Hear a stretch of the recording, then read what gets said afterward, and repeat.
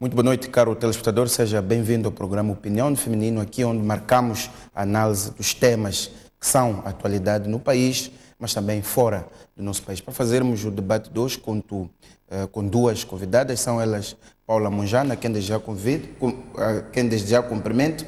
Muito boa noite, Paula Monjana, e seja bem-vinda ao nosso programa de hoje. Muito obrigada, Município, Fátima e de caros telespectadores, muito boa noite.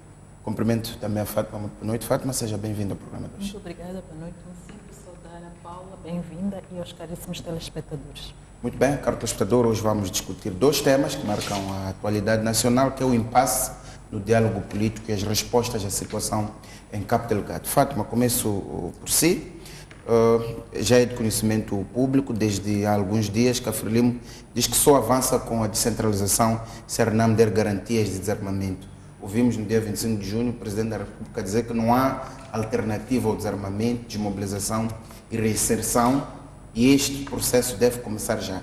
A minha pergunta é, faz sentido esta colocação se tudo, do ponto de vista do alinhamento, indicava que a agenda avançava primeiro com a descentralização e a seguir o desarmamento e a reintegração dos homens armados da RENAM? Bom, se faz sentido, é um pouco controverso.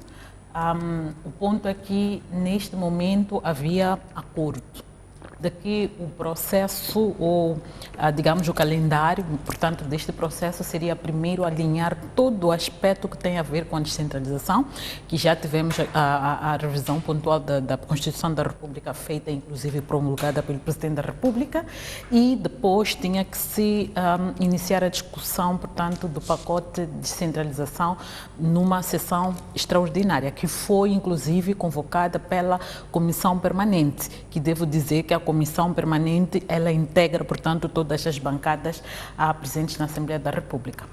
Acho extemporânea esta exigência da Frelimo e quer-me parecer que seja uma mudança de planos de última hora. E é preciso reconhecer aqui que a RENAMO, neste momento, está numa posição fragilizada na mesa das negociações, porque o líder da RENAMO, que era, digamos, o elemento mais forte dentro da RENAM, que conseguia, portanto, negociar em igualdade de circunstâncias, se podemos assim dizer, com o governo e com a Frelimo, já não existe. Então, nós temos uma coordenação partidária, ainda não temos efetivamente uma direção, uma liderança definitiva do partido, ainda estamos esperando uma coordenação. E quer-me parecer que por já não termos o líder da RENAM, que era esta pessoa que fazia pressão e etc., agora a Frelimo tem muito mais força para fazer os recuos, porque isto é um claro sinal de recuo. É um sinal de recuo. O que pode ter acontecido, no seu ponto de vista, para que esta situação ficasse da forma como está?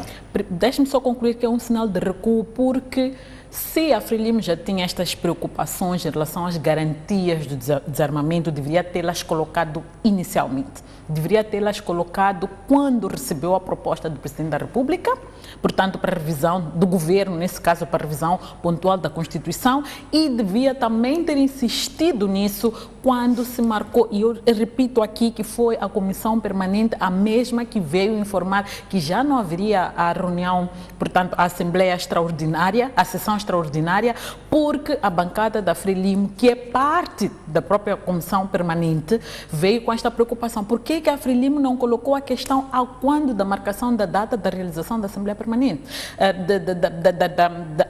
a quando da marcação desta reunião extraordinária? A questão aqui é que, muito provavelmente, dentro da própria Frelimo, tenham havido várias discussões. É preciso lembrar que na Frelimo há grupos que não estão a favor de uma solução por via da negociação. Sabemos que dentro da Frelimo há grupos que não concordam com as cedências que o Presidente da República estava, portanto, a fazer em relação à RENAM, e é óbvio que numa situação em que sensibilidades pesaram bastante, mais para que bastante, o diálogo pesaram bastante, não há inicial. dúvida que pesaram bastante. Agora, é preciso só reconhecer que isto é um retrocesso. E aqui também é preciso dizer que a RENAM está a pagar por ter aceito negociar num ambiente opaco, onde a negociação é só entre duas pessoas e só as duas pessoas é que sabem, e uma dessas pessoas não existe mais, onde é que nós vamos buscar o contraditório para dizer que o Presidente da República está ou não está a violar o que foi acordado? O Presidente disse que não pode haver avanços para a paz sem a descentralização. Fátima, uma das questões que se coloca é que dar a descentralização ao RENAMO poderia ser um cheque em branco com risco de depois não haver o desarmamento. Mas o que nós... Na estratégia de luta política, entende-se que esta pode ser uma pressão, no sentido de que a Frelimo, uma espécie de toma lá da cá. Luta de descentralização e dá-me desarmamento. Mas eu penso... Do ponto de vista de luta política, isto não faz sentido. Até faz sentido, mas eu penso que uma outra tática funcionaria mais. Ao invés de parecer, porque agora parece que é um bloqueio da Frelimo. O ponto é que nós sabemos que a legislação que passa na Assembleia da República depois vai à promulgação.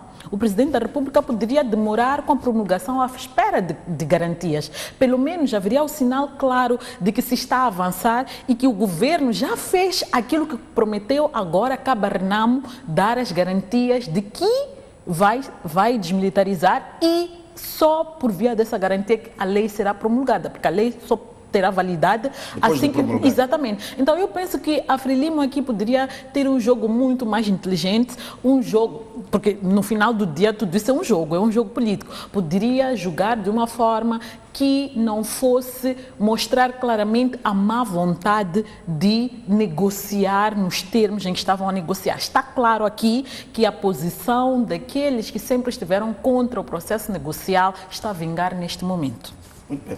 Paula Monjano, tem a mesma opinião de que há sensibilidades dentro do partido que se colocaram à frente e bloquearam o avanço da descentralização na Assembleia da República? Provavelmente deve ser, mas eu queria talvez analisar o aspecto numa outra perspectiva. Sim. E é um pouco, e se calhar já foi bastante discutido isto, mas é um pouco, e a Fátima tocou um bocado, que é a volta do facto de que, portanto, e é um aprendizado para o país, que uma discussão de interesse nacional feita entre duas pessoas.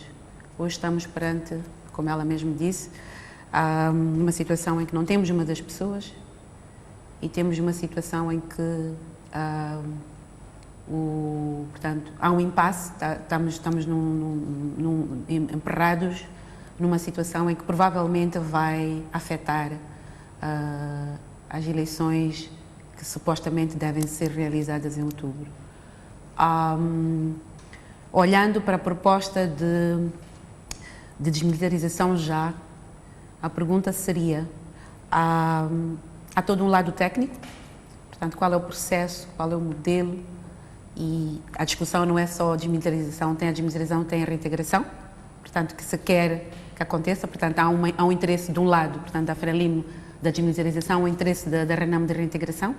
Há um histórico complexo e contaminado, se me permite a expressão, desde os acordos de paz, em que esses acordos não foram integralmente cumpridos e não criou um clima de confiança entre o partido RENAMO e a Frelimo.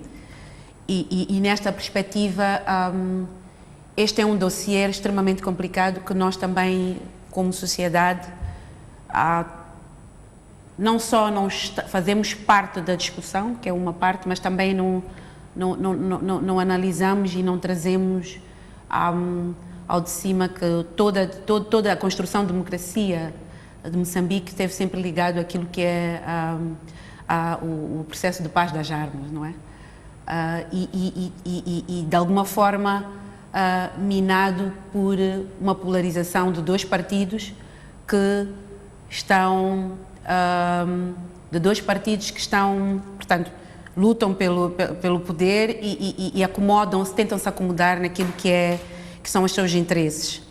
Penso que tem o outro lado, portanto, o que eu estava a discutir agora tem a ver com o lado da confiança e segurança, que a segurança terá, por exemplo, a RENAMO se desmilitarizar sem garantir a integração das suas forças. O impasse também tem um impacto naquilo que é a realidade e portanto, dos cidadãos, não é? Portanto, a sociedade civil questionou este processo. Portanto, é um processo em que não houve participação nem da sociedade civil. Quando digo sociedade civil, não estou a falar das organizações da sociedade civil, estou a falar da sociedade civil de uma forma mais lata. Não houve participação de outros partidos políticos, portanto, é uma discussão entre dois partidos. Nos últimos tempos houve alguma, digamos, participação e discussões, digamos, em hotéis que poderiam, que de alguma forma resultaram em discussões e alguma audiência naquilo que, ouvir-se aquilo que a opinião pública sobre o aspecto, mas esta mesma sociedade pesou e comprou a ideia de que este processo de centralização iria trazer a paz das armas. Este impasse é extremamente problemático, portanto, traz para o cidadão, para todos nós, portanto, um acúmulo e mais uma vez, é como se estivéssemos a dizer, mais uma vez estamos a voltar para trás, mais uma vez isto está a acontecer. Acho que há falta de vontade e realmente é surpreendente, e concordo com a Fátima, que é surpreendente que neste momento a Frelimo esteja a mostrar realmente, esteja a exigir esta condição como uma forma de avançar. Mas, Paulo, eu perguntava-se do ponto de vista, porque nós falamos de diálogo, que em suma quer dizer negociação, é o que está a acontecer. Exato. Do ponto de vista de luta política, até que ponto é que não faz sentido que a Frelimo diga, nós vamos aprovar a descentralização, mas em troca dê-nos o desarmamento, atendendo que o desarmamento é um ponto crítico na negociação com a Renamo. João Quixan não conseguiu desarmar a Renamo, Armando Guebuza não conseguiu desarmar a Renamo. Os riscos de depois da descentralização não haver a desmilitarização, não é um risco presente? Sem dúvida, há sempre um risco. Entretanto, também a Renamo estar armada é a principal arma de negociação dela. Então, tem que haver interesse e vontade de ambas as partes de construir esta mudança sem perigar aquilo que é o interesse nacional de uma paz sem armas. Obviamente que este é um assunto complexo e tem naturalmente, não podemos realmente ter um partido, numa situação ideal, vamos assim dizer, não devemos ter um partido armado. Para além, portanto, das forças de Estado. E neste sentido, realmente uma situação ideal é coisa, mas nós somos um Moçambique que não está num contexto e nem numa situação ideal.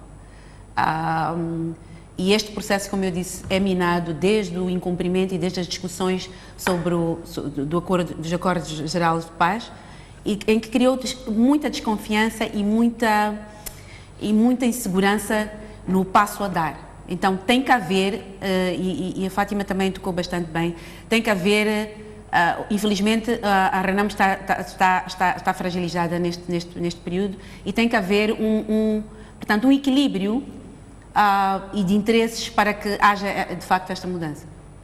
Fátima, quem lidera o diálogo político é o Presidente da República, que em vários eventos visita as províncias, eventos como o dia 25 de junho, sempre ia fazendo um ponto de situação.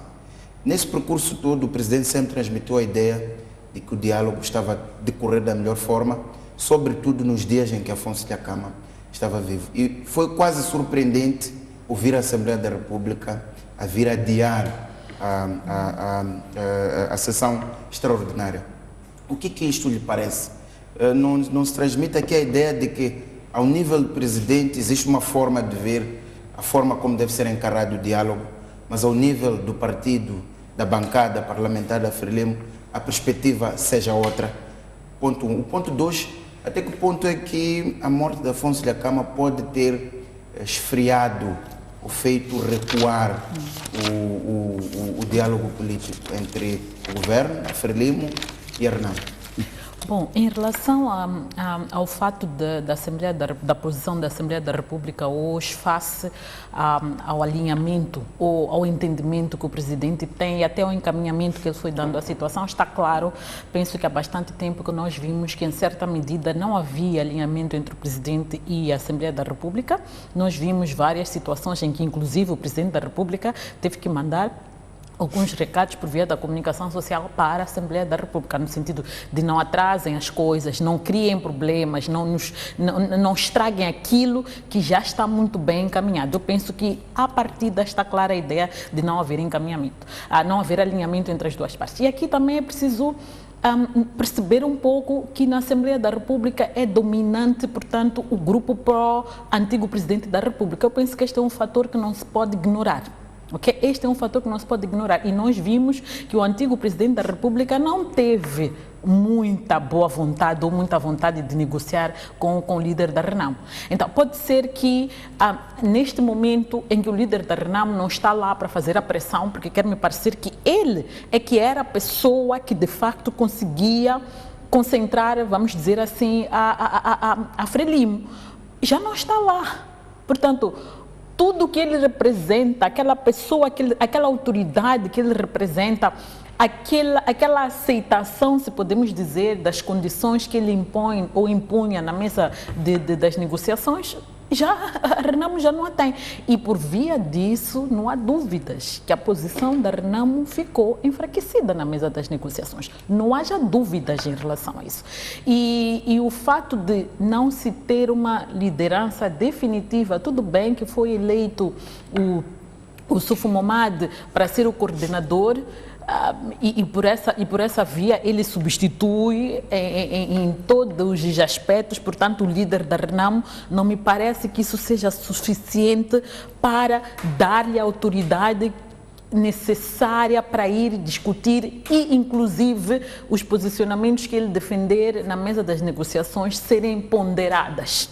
Porque se nós temos uma Frelimo a fincar o pé e pela forma como a chefe da bancada da Frelimo falou em relação argumentou, portanto, a posição da Frelimo demonstra claramente que é porque eles reconhecem que a Renamo está, em certa medida, fragilizada. O que eu acho é que isto é um erro grave, porque é preciso reconhecer que o líder da Renamo, quando decidiu ir ficar a Satungira e toda a discussão da saída do líder, que se pretendia, inclusive, que fosse antes de se concluir o pacote, e ele disse por questões de segurança e até para garantir que estas pessoas que estão a fazer pressão por causa da questão da reintegração, a questão do desarmamento, etc., estejam em paz e não criem confusão. Então, neste momento se está a achar que se pode fazer ou desfazer os acordos a que se foram chegar. E a Frelimo tem um aspecto a seu favor, é que o líder da Renamo é a pessoa que conhecia o dossiê e sabia os termos que estavam em negociação. O Presidente da República é a outra parte. Agora, onde é que a gente vai buscar, portanto, o balanço entre o que o Presidente diz e o que efetivamente foi acordado entre as partes? Então, eu penso que nós estamos aqui num dilema e numa situação de incerteza muito grande, porque quer me parecer que agora o partido e o Presidente da República estão alinhados. Ou seja, a bancada da Frelimo na Assembleia da República e o Presidente estão alinhados a olhar por aquilo que o Presidente da República disse, portanto, no dia da independência, de que não pode haver paz sem desmilitarização, como se para se avançar em relação ao primeiro dossiê, porque todos nós estávamos convencidos de que era fechar o primeiro dossiê, e eu me recordo que houve um momento que se levantou um pequeno barulho sobre a desmilitarização e o Presidente disse: nós temos uma agenda, um calendário, agora vamos fechar o dossiê de descentralização e depois vamos entrar na desmilitarização, e que havia inclusive processos que estavam já em curso nesse sentido. Então, quando agora se coloca isto como condição, é sinal de que, de facto, não há confiança entre as partes. Porque o argumento da própria Frelimo é de que o que se espera da Renamo é que ela garanta que se vai desmilitarizar. Mas essa garantia, como é que ela se expressa? Esta é a questão. Como é que ela se expressa? Tem que ser feita por documento? Tem que ser feita publicamente? O fato de se ter chegado a acordo de que vai haver descentralização, mas vai haver desmilitarização, mas os passos para se chegar lá são esses, não é garantia suficiente. E para concluir o meu raciocínio, gostaria de dizer que o grande problema em tudo isto que nos coloca nesta encruzilhada é o fato de que, embora estivéssemos a discutir questões nevrálgicas da estabilidade política e até econômica do nosso país, estar a ser feito de forma informal. Tudo isto foi informal. Se nós perguntarmos ao Presidente da República, mostre-nos os documentos que atestam que o Presidente e o líder da RENAM acordaram que calendário seguir exatamente sobre o processo. Nós não temos tudo isto, foi informal. Então, da informalidade, nós podemos descartar. Então, quer me parecer que é isto. E nós alertamos várias vezes, inclusive a RENAM, porque poderia acontecer do lado do governo. Podia acontecer do lado, alertamos que era um risco negociarem duas pessoas, primeiro um acordo, um aspecto crucial do país e segundo, da forma como se estava a fazer. Paula, tem a mesma ideia, esta hipótese da existência de um desalinhamento entre o presidente Filipe Nyusi e o seu partido e a ideia de que a RENAM pode estar fragilizada com a morte de Afonso Dhlakama? Eu tenho acompanhado atentamente aquilo que são os discursos do Presidente e também as ações incluídas por ele à volta deste processo, em como, portanto, todo esforço feito com o Dhlakama para chegar-se até este ponto. E se calhar temos que dizer que se calhar o Nyusi conseguiu passar um pouco mais de confiança ao Dhlakama em relação aos presidentes anteriores. Portanto, o Chissano não conseguiu, o Armando Guebuza mostrou-se extremamente hostil para processos de diálogo político, como aqui foi dito. Entretanto, eu tenho dúvidas. Eu acho que na outra conversa que tivemos no passado também levantei o mesmo aspecto. Fico preocupada com a inconsistência do discurso. Claramente houve um processo e aparentemente tudo está a andar, mas se lembrarmos a história também, se construirmos aquilo que foram as tentativas de diálogo entre Filipe Nyusi e Dhlakama, estão lembrados, Dhlakama foi atacado, a casa do Dhlakama foi atacada na Beira e houve vários atentados à volta dele, que se podia dizer que é uma ala do partido que não estava a concordar, mas no fim do dia ele é o chefe de Estado, ele é quem dá ordens. E hoje, se olharmos também para o discurso do dia 25 de junho, o alinhamento aqui levantado mostra que, ou sugere que se calhar não há tanta discordância como pode-se fazer pensar ou pode-se fazer ver. Então eu confesso que tenho dúvidas pela incoerência no discurso e das ações que vêm sendo feitas. Há alguma coisa que põe em dúvida se realmente estamos a fazer um esforço e se está a fazer um esforço, portanto, se está a fazer um esforço com vista a resolver um problema de guerra de armas que dura muito tempo e que o povo moçambicano está totalmente cansado desta situação. Outra questão, Paula, se tivéssemos Afonso Dhlakama hoje vivo, teríamos este impasse no diálogo político?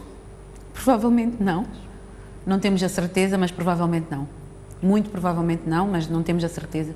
Até porque este diálogo, mais uma vez foi dito, que é extremamente fechado. Nós não sabemos, na essência, quais são as peças que podem estar a jogar para este recuo. Pode ser um aproveitamento pelo facto da RENAM estar fragilizada ou aparentemente fragilizada.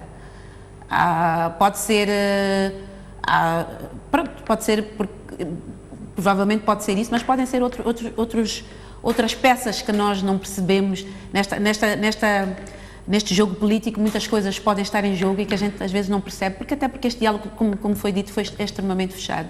e infelizmente não beneficiou ou não beneficia a ninguém e muito menos ao cidadão que está à espera de ver algum acordo mais sólido de uma guerra que vem, que perdura, que tem momentos em que para, mas depois ela continua. Se formos a ver, estamos em guerra praticamente desde que nos dizemos independentes. Paula, a grande questão é como é que se desbloqueia hoje o impasse? Há a responsabilidade que a Frelimo tira a RENAM, no sentido de que tem que se desmilitarizar, mas já a grande questão como é que se faz o meio termo, volta a se aproximar as pessoas, os partidos, e ocorre a sessão extraordinária para discutir os aspectos de descentralização, tendo em conta que o calendário já está a contar, as próximas eleições são no dia 10 de outubro.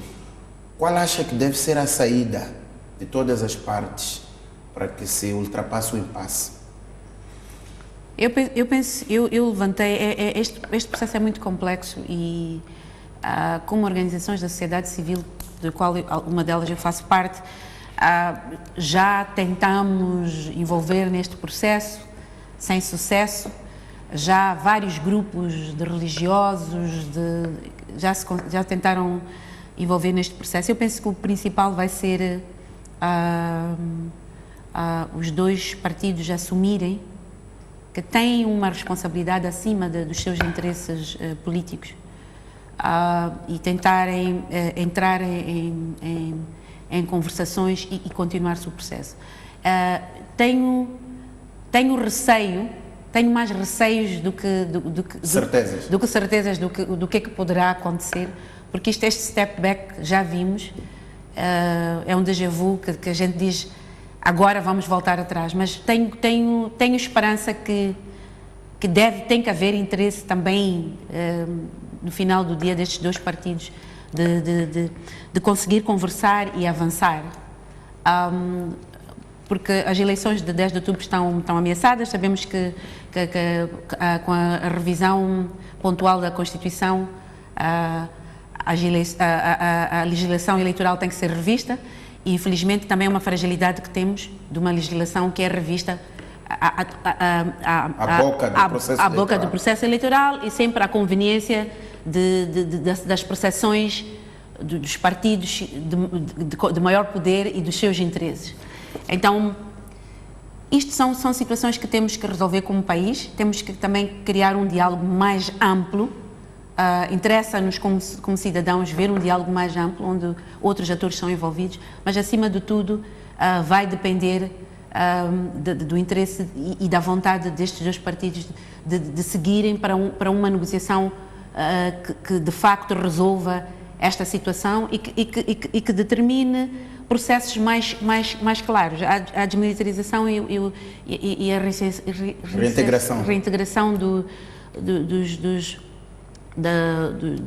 militares da RENAM não vai acontecer de um dia para o outro. Há todo um processo que deve acontecer e é complexo e se calhar se manter gostaríamos que se pudesse manter aquilo que foi de facto acordado e que foi, ou que publicamente veio a ser dito que foi acordado, porque não sabemos de facto o que é que foi acordado, e se pudesse continuar com esta discussão que estávamos todos embalados, mesmo com as discordâncias que temos de perder a possibilidade de eleger de forma individual os presidentes. Agora diz-se que vamos eleger diretamente porque o presidente, o cabeça de lista de facto é eleito diretamente, mas perde-se a ideia de que, por exemplo, uma organização, um grupo da sociedade civil possa concorrer, agora tem que ser partidos políticos. Há perdas que como sociedade temos, mas acima de tudo achávamos que está-se a construir um caminho. Está-se a constituir um caminho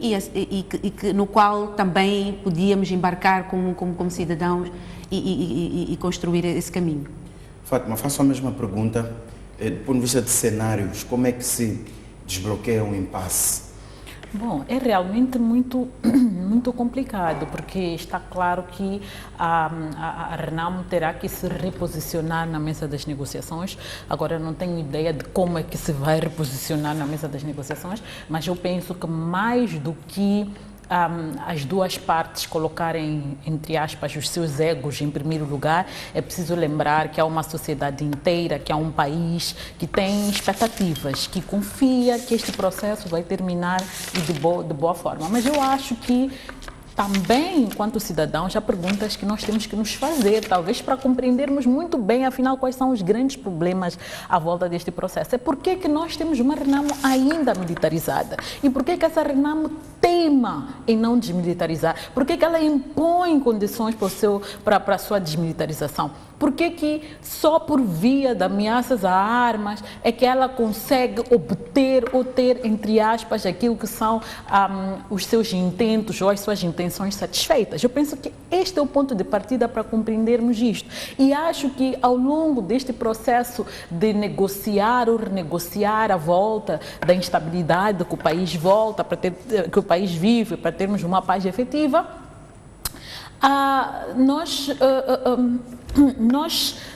nunca nos perguntamos, afinal, todo este processo iniciou mal.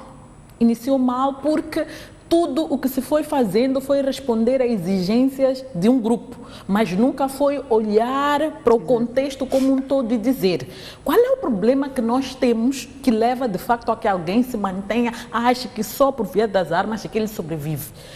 É a Renamo que tem as suas armas. Agora estamos a ver focos em Cabo Delgado, são outras pessoas armadas. Onde mais vamos ver pessoas armadas? E o que buscam estas pessoas todas? Então eu penso que aqui a discussão maior não tem que ser à volta de vamos descentralizar para tu também teres acesso ao poder, no sentido de vamos partilhar o poder, e está claro que tudo que se negociou até que era partilha de dois. Mas o ponto é, o acesso ao poder é uma preocupação de todos. A sociedade civil também, em algum momento, se calhar até acha que, bom, a solução dos nossos problemas não está nos partidos políticos. Nós podemos, em certa medida, ir lá e propor soluções. Mas como é que o fazemos? As nossas propostas não são vinculativas. Para torná-las vinculativas, o que é necessário? Muitos moçambicanos se sentem, infelizmente, marginalizados por várias razões. Como é que resolvemos o problema da marginalização? E o problema da marginalização não se fecha, não se conclui com partilhar o poder entre A e B. Se resolve em garantir um ambiente em que as pessoas possam crescer por aquilo que elas são capazes de Fátima, fazer. no caso em concreto, como é que se desbloqueia o impasse para ver a tal sessão extraordinária da Assembleia da República? Tem de haver um entendimento dentro da FLIM, mas também tem de haver um entendimento dentro da RENAM. Como é que se encontra o meio termo para o processo avançar? Bom, eu acho que talvez a RENAM em algum momento terá que fazer estas garantias. Resta saber como é que ela as faz. Como é que ela apresenta as garantias? Será que tem que fazer por escrito? Tem que fazer para a sociedade? Ainda que fale para a sociedade, amanhã a RENAM pode não cumprir. O que é que vai acontecer com a RENAM? Então, é preciso garantir um mecanismo. Se é crucial que a RENAM declare ou dê garantias, é preciso sublinhar aqui que é também do nosso interesse que se desmilitarize a RENAM. Nós não queremos estar num ambiente de espectro de guerra. Seja, ainda que não esteja na agenda o ponto da desmilitarização, é legítima a colocação.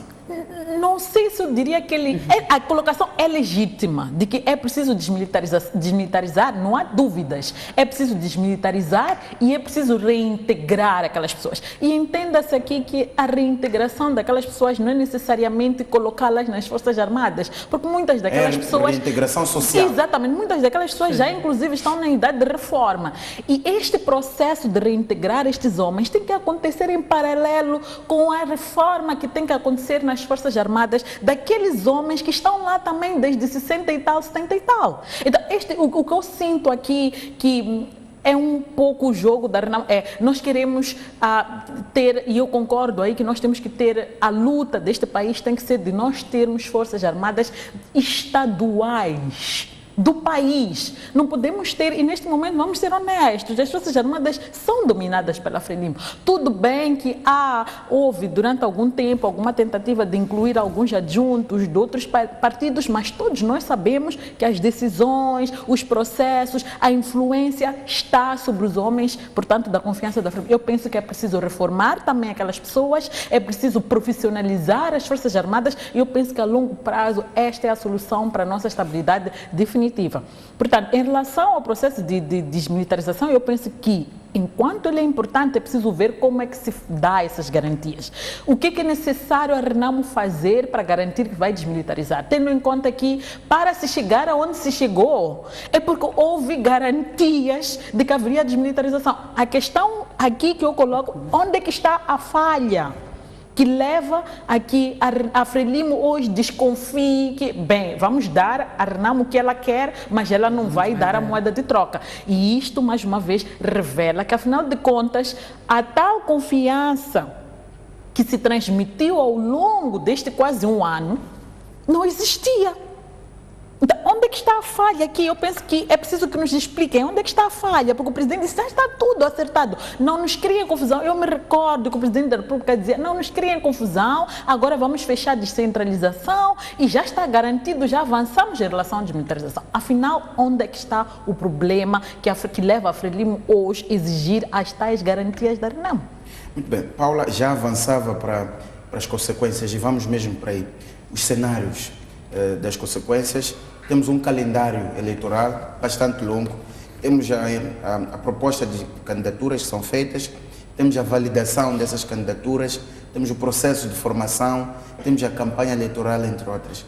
Que consequências é que estes avanços e recuos podem ter no processo eleitoral? Ademais, temos a Constituição que já foi revista, portanto, se as leis ordinárias não se adaptarem à Constituição, não se pode fazer com o quadro legal atual, seria inconstitucional. Quais são as consequências que nos esperam caso esta situação mantenha-se ou eventualmente no meio do caminho, porque o processo é longo, surjam outros desentendimentos? Claramente, portanto, vai afetar o calendário eleitoral. Portanto, claramente vai afetar, se não houver algum acordo em pouco tempo, o calendário eleitoral vai ser afetado. Portanto, presumo, não estou na área das leis, mas presumo que, tendo sido revista a Constituição, a legislação eleitoral deverá ser também ajustada, e já falámos disto há pouco tempo, e nesse sentido, se isso não acontece, portanto as eleições provavelmente não têm como acontecer, portanto, na altura que é prevista. Esperamos e espero que não seja essa a situação, mas estamos todos aflitos e numa situação de não saber o que é que vai surgir. Acima de tudo, apelamos pela boa vontade e consciência, tanto da Renamo como da Frelimo, para que este impasse seja solucionado. Mas estou em crer que provavelmente vai ser mais complexo do que a boa vontade que a gente muito espera. Mas, acima de tudo, os moçambicanos estão cansados de morrer, os moçambicanos estão cansados de sofrer. E estamos só a falar da guerra das armas, temos também a paz das armas, temos também toda a pobreza, os serviços sociais básicos que estão de uma forma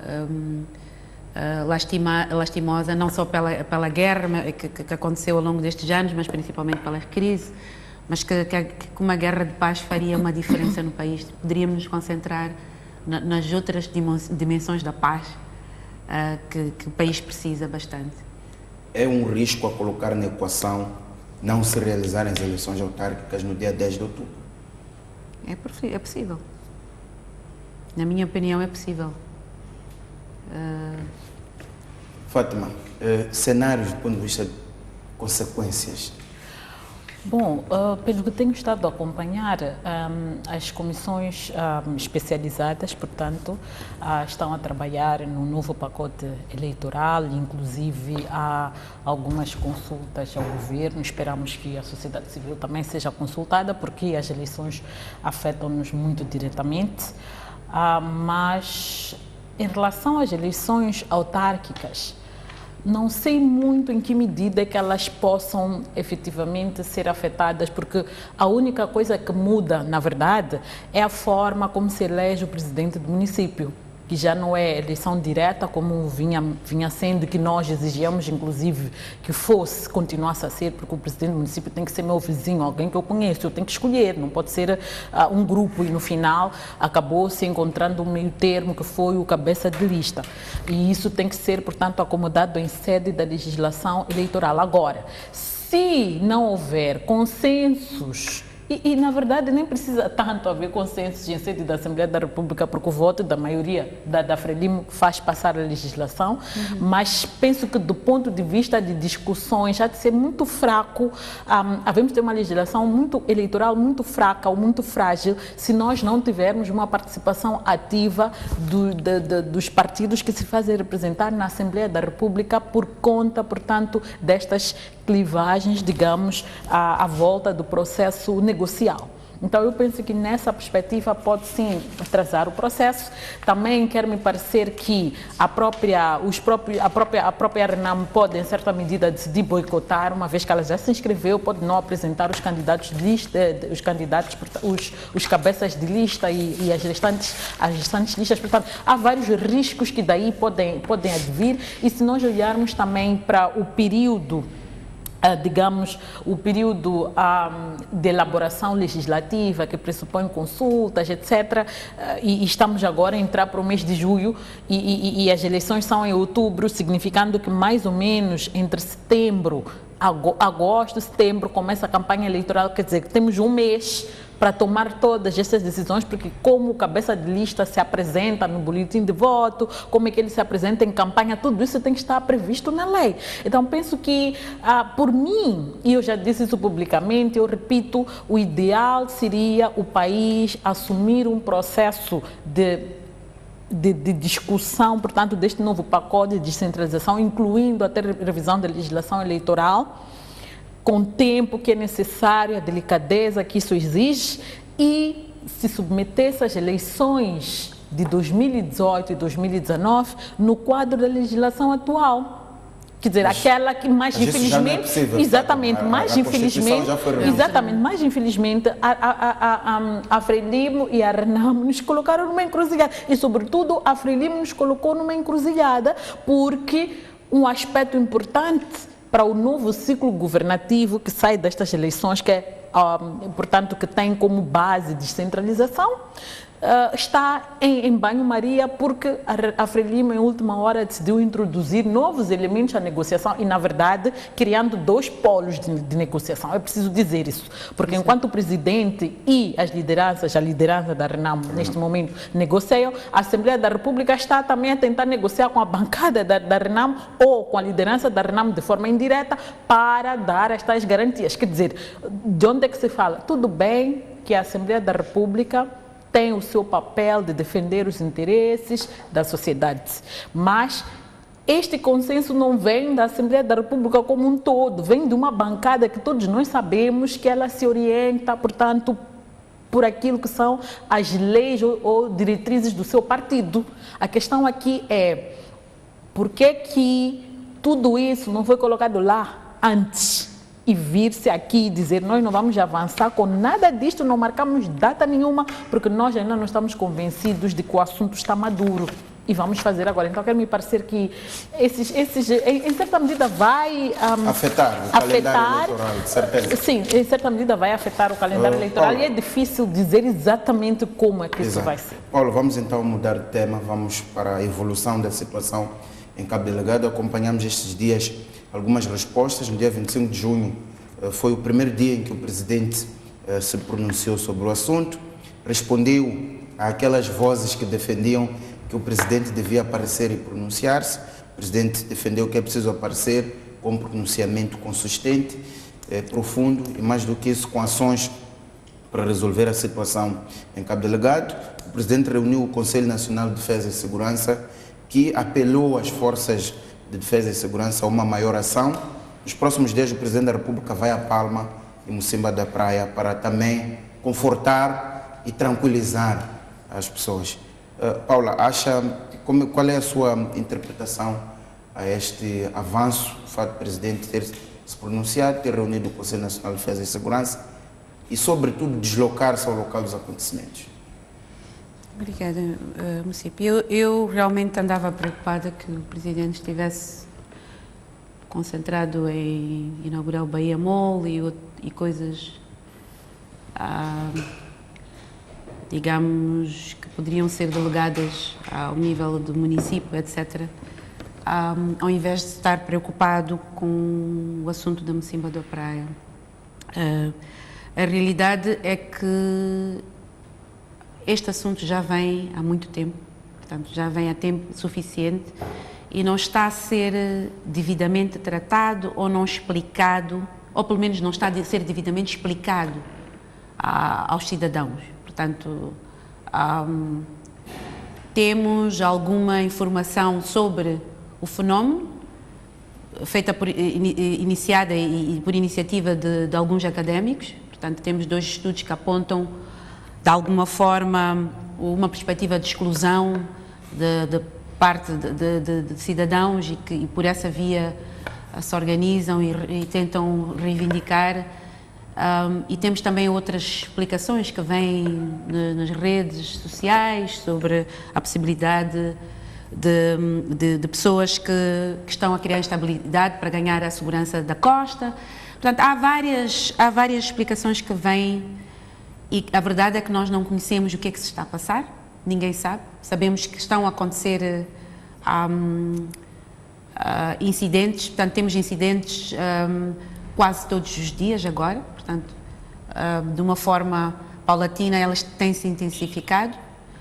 Nenhum grupo ainda apareceu a reivindicar como sendo autor disto que está a acontecer. E penso que, como cidadã, eu acho que não estamos, portanto, que o governo não está ainda a fazer, ou não está a mostrar que está a fazer o que quer que seja. A polícia não trouxe ainda em algum momento levantou que estava a resolver e que já estava controlado e dias depois voltam a acontecer ataques e até os ataques começam a intensificar. Portanto, há um pânico que está a acontecer em Cabo Delgado, principalmente nos distritos costeiros. A organização que eu trabalho tem algumas ações nesses distritos e até parámos de trabalhar para garantir a segurança de alguns colegas. Mas temos a reportagem que estão a acontecer ataques e toda a gente já sabe disso, mas o ponto que para mim está é também um pouco à volta do discurso do Presidente. Também analisei, portanto, o município levantou alguns aspectos, mas o discurso também foi um pouco estranho. Portanto, há uma parte que o Presidente convida as pessoas que estão a perpetuar estes crimes para se entregarem e explicarem o que é que querem, e depois, ao mesmo tempo, dá o mesmo sinal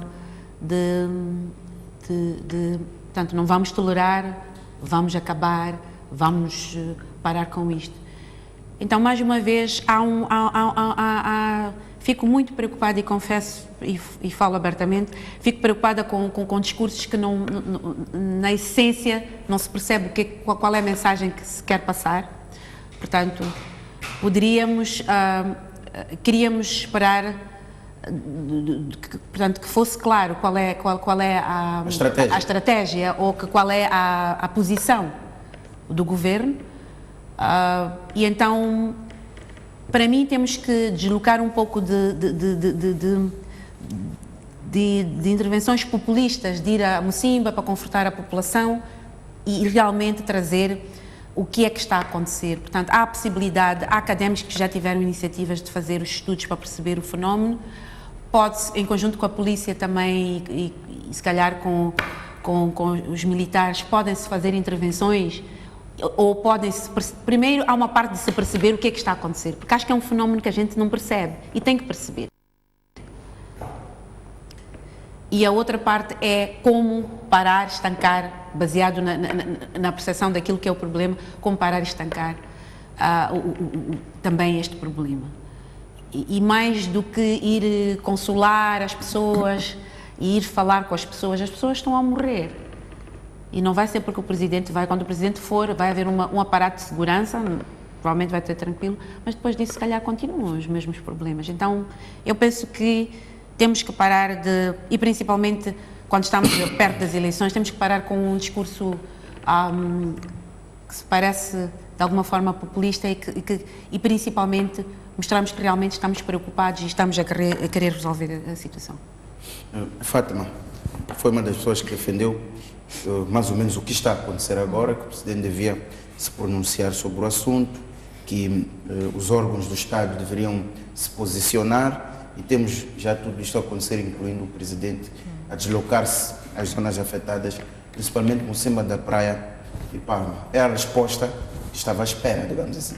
Bom, o ato agora, o que o ato traz consigo, aí já é discutível, no sentido do que é que o discurso ele representa, o que é que ele nos traz. Acho que é bom o Presidente ir ter com as comunidades, mas me preocupa o que é que o Presidente vai dizer àquelas comunidades.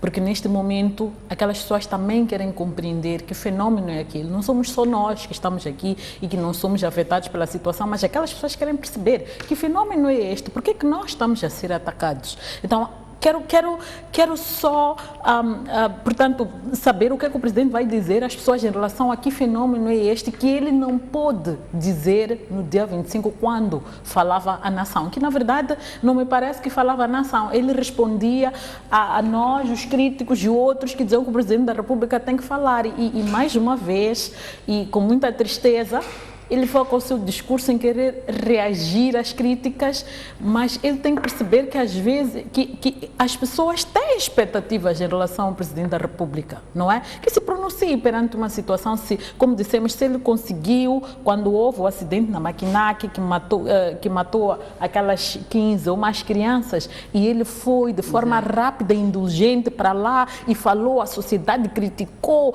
fez um discurso muito bom em relação aos acidentes de viação, os excessos de velocidade, o consumo de álcool e condução. Por que não faz numa situação em que as pessoas estão a morrer de uma forma Fátima, bárbara? o Presidente disse que o governo não vai descansar até que sejam encontrados os perpetradores destes atos. Sim. Disse que de forma vigorosa condena estes atos e não descansaremos até que seus perpetradores sejam neutralizados e responsabilizados pelos seus crimes. Poucos dias depois, reuniu o Conselho Nacional de Defesa e Segurança e instruiu as Forças de Defesa e Segurança a uma maior ação. Sim. Esta não é uma resposta vigorosa à situação? É uma resposta vigorosa, mas a questão é, as Forças Armadas ou as Forças de Defesa e Segurança, eles vão agir vigorosamente em relação a quê?